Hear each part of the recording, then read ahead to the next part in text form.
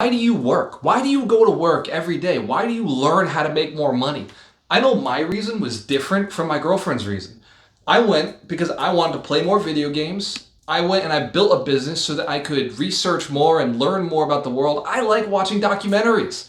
I like watching ancient aliens, right? And I like watching stuff on Discovery Channel. I'm that person. I'm not the person who bought the Lambo. I'm not the person who went out and travels all over the country and goes to Paris. Now I do it for my speaking engagements to help people.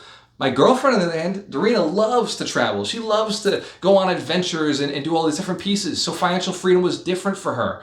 And sometimes I tag along because, hey, that's what you do for the people you care about, and it makes great selfies. It brings great people in. Whatever your reason is for financial freedom, it doesn't have to be all about the money.